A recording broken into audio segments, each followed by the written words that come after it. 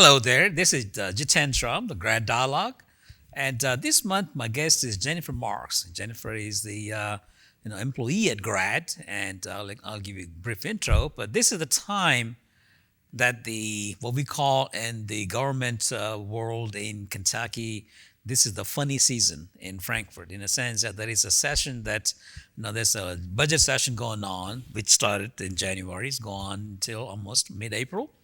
So, with that in mind, our job at GRAD becomes critical to inform the public and inform the elected officials as far as what is coming up in the General Assembly, what kind of rules or the bills been proposed, what kind of changes going to occur, because everything they do in Frankfurt, has a direct impact on what happens at the local level and also at the level of the citizen level too. So, in order to do that, we do a legislative breakfast, inviting folks from all 7 counties and their friends and families and neighbors to come in and talk about it. Have a dialogue with the legislators. And for that, I'm proud to have Jennifer Marks to be the one organizing for grads. Jennifer, welcome on the Grad Dialogue. I know this is your first dialogue show appearance, so we're gonna kind of chat about different things. Jennifer is our public administration specialist. Prior to that, she was working as an intercity residential enterprise zone program coordinator for the city of Hopkinsville. We kind of stole you from the Hopkinsville to Owensboro. She has 2 degrees. Now, you know why we did that. From Murray State University, she has a Bachelor of Science in Political Science and a master's degree in Public Administration. And actually, not origin from here, she now resides in Owensboro and calls Owensboro as her home.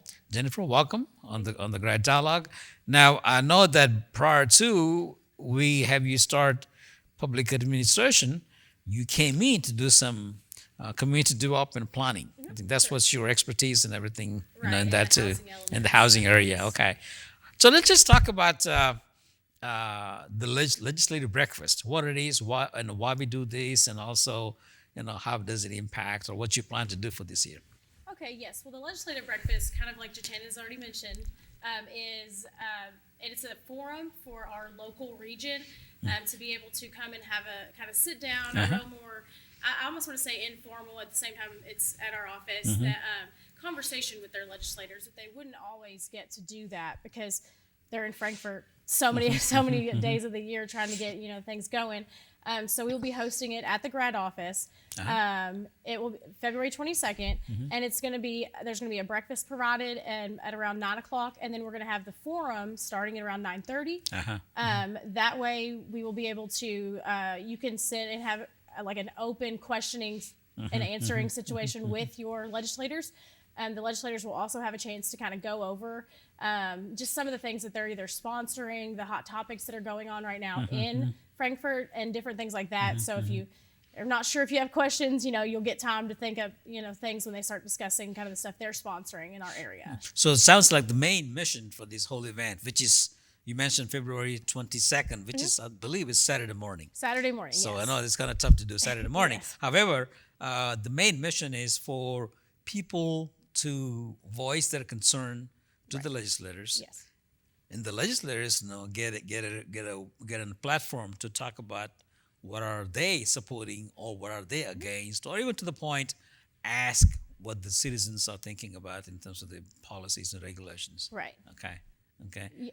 A lot of times I don't think that some of the citizens get that opportunity to really just sit down and have, again, we say one-on-one discussion, but it's really informal. So if you have those questions or even getting that information, they don't always get that opportunity. And so this provides them with an opportunity right here at home or within their region to be able to get those questions that they have answered, or just learn more information on kind of what goes on in Frankfurt during this session. Now, Jennifer, as we talk more about these things, people can also find out about when is the General Assembly meeting or some of the calendars and all those things. Can they go on GRAD website or? Yes, the GRAD website has a link as well as the information on there. You can even go to the LRC's website, Legislative Research Commission, sorry, and they have everything that's being passed. You can even see all the bills that are happening, where they're at in the process, being sent back to the committees or being out on the floor and signed into by the governor. It just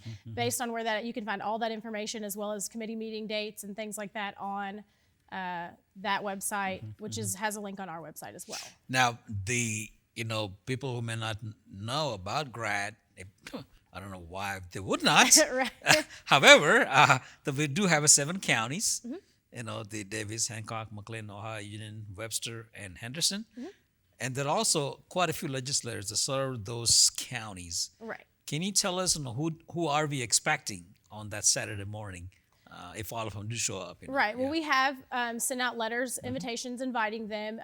Tomorrow we will be up in Frankfort where we get a chance to talk to some of them, and I'm going to really ask and make sure that we can really see who's going to be there. We've got Suzanne Miles. We've got Representative Lewis. We've got Representative Schmore. We've got Senator Mills, Senator Embry, as well as Senator McCaslin, that all have usually been there, as well as Representative Glenn. That we're hoping that they will be there so that way we can really get a full feel from all of the areas because they all represent a little bit different pieces of the region. So that was a test for you. You remember all the names. I tried. But good. We forgot one. All Representative Winderstein. Yeah. Did I say that correctly? Right. Widerstein. Okay, Widerstein. From Henderson. So, yes. Yeah.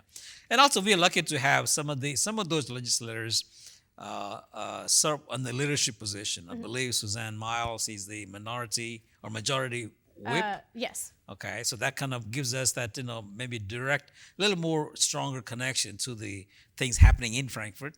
Then I think some of the legislators are also serving as a committee chair. Right. I believe Representative Jim Gooch is very active in the energy and environment on infrastructure. Is going to help us out that too. Right, and I think the thing that we have that's really good for our region is that a lot of them have been serving in the capacity that they are in, or even maybe switched over, but still working in Frankfort for a while, and so they really have that kind of connection. And I don't want to say pull, that's not, but they really do have. Sure. They know how things work there, and they really know how to get things done. And I think that's a really great opportunity for our region when it comes to things like this. I think you're gonna hit the nail on how to get things done.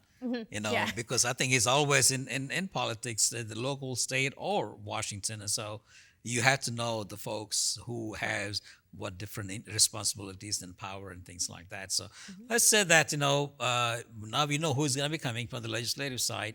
Who are you inviting from across the 7 counties? Well, of course, we invite just everyone in general that lives within the 7-county region. One of the things that I wanted to focus on this year was working on inviting our younger population. I've been to a couple of the legislative breakfasts in the past, and that's, you kind of look around the room, and that's where we're a little bit lacking is, and that's a big push, I think, in general around right now is really trying to get, and young people being more involved. They really are.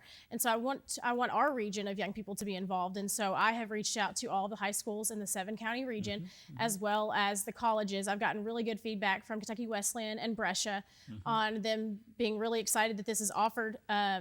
And they're wanting their students to come. And so I'm really hoping that we will see a push for a more younger generation there, and maybe excite, some good questions going on, because the different generations always have a little bit of different, more importance when it comes to things. And so I think that would be really neat to see. I think it's an excellent idea because I think more and more, we and I talked about that in the past too.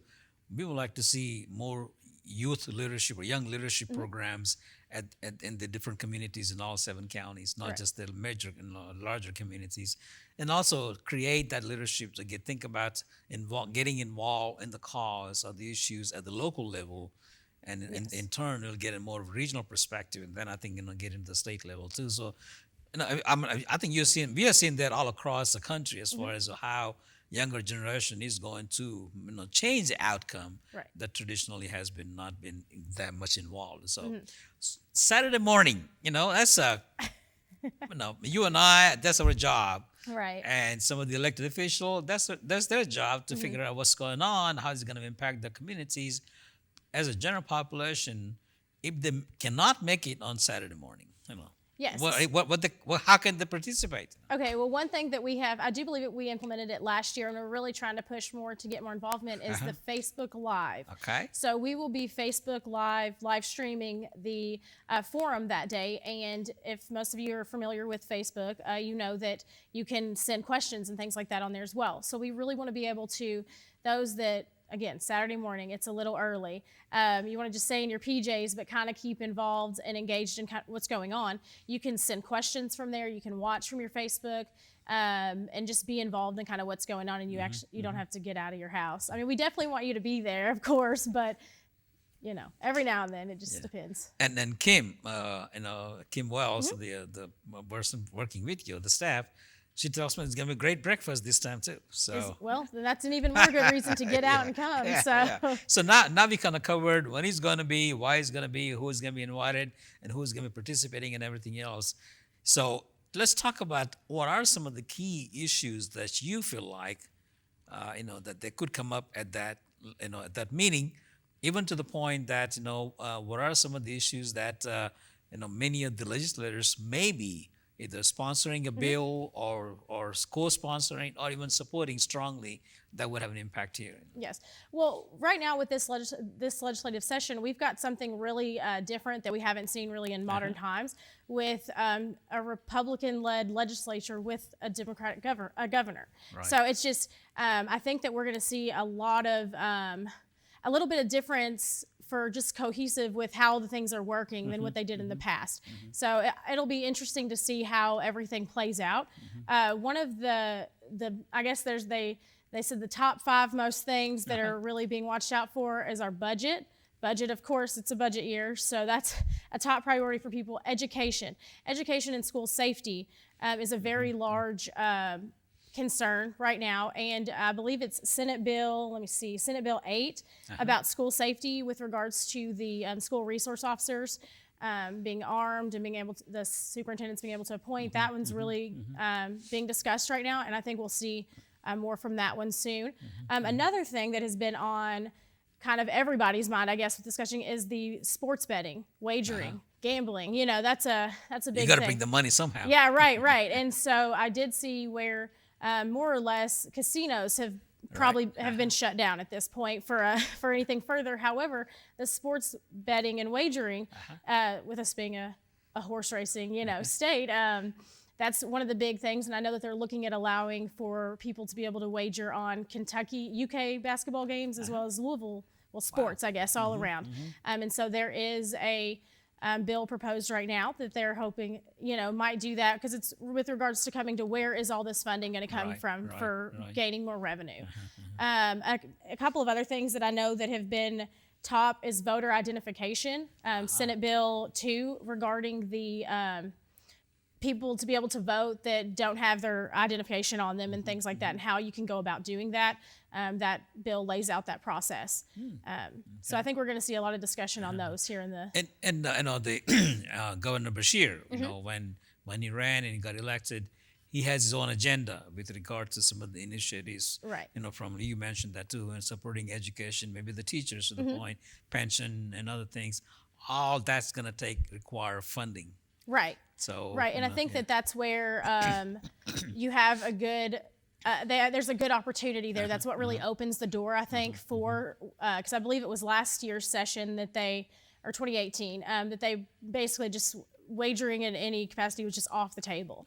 But now we're having to figure out, well, where are we going to be able to fund these? Where are we going to make up the deficit that we already have, but also funding these other priority agenda things, so I think that's what's opening the door this time for that to be a potential to pass through. And what I've seen over the years, that oftentimes the citizens come in at those breakfasts we host to talk about the continuation of ongoing programs and funding. Even though all the things you mentioned are important, but at the same time, it's also important to make sure that we got a continuous funding on Meals on Wheels for the seniors, or even for the ad districts to continue to hire people like you, do the planning and everything else too. So we don't want to, get that kind of bit affected while they're looking at a newer and bigger issues that comes up, each year or so. Right. So we want to figure out ways to fund those new things while, keeping the funding for the current programs or even increasing it in some cases. So really, are they going to talk in specific? Or they're going to say, hey, everything is fine, I did talk to her, so-and-so said and everything. Are you going to ask them to talk about specific issues on their presentation? Yes, so what we do is we really kind of have provided them with some issues that I think kind of would affect the entire region, Uh-huh. and we are asking that they speak on those specific things, and of see. course, if they want to touch on other things that they Sure. sponsor. Sure, sure. But we're really wanting them to focus on what affects the GRADD region and what affects us as a Commonwealth as the whole. And so I think that they will definitely touch on the stuff for this area, and then your questions. Once people ask questions, they will obviously lead to more discussion. But we on would like for Yeah, them to definitely touch on what's going to affect us here. Jennifer, thank you for being on the show. Yeah, thank so you. really, to summarize, there'll be a legislative breakfast Yes. sponsored at GRADD on February 22nd, Yes. which is Saturday morning. Saturday, 9 o'clock is breakfast. Right. 9:30 Nice is the breakfast, forum. good, great conversation and everything else. And I believe that you also scheduled another one in March Yes. 21st. Yes. Okay. So we will also be having the same general principle that we're talking, but hopefully the session, we'll start wrapping up and we'll see things going on and passing through at that point. So there will be more of, I would say the questioning would be more of, well, how does this affect me, as see. opposed to what it would have been in the beginning. Right. And so I'm excited to see that one, because it's when you know that things are, really happening and have changed. Jennifer, on a personal note, I'm so proud that you take on this charge. Yeah, thank you. And you did a tremendous job in planning what everything is. And I like the angle about the getting younger generation getting involved in the political process and everything. And thank you. Yeah, Thank you you. for watching GRADD Dialogue. I'm talking to Jennifer Marks. She's our public administration specialist. She's also organizing the legislative breakfast for GRADD on February 22nd. And second one is on March 21st. Again, please come down Saturday morning. Great breakfast, great conversation. You get to meet your legislators and also other elected officials and have a talk about what is bothering you, that they could have some impact on that. So again, thank you. And if you have any questions, you can always contact me at the GRADD office, 926-4433. Have a great day.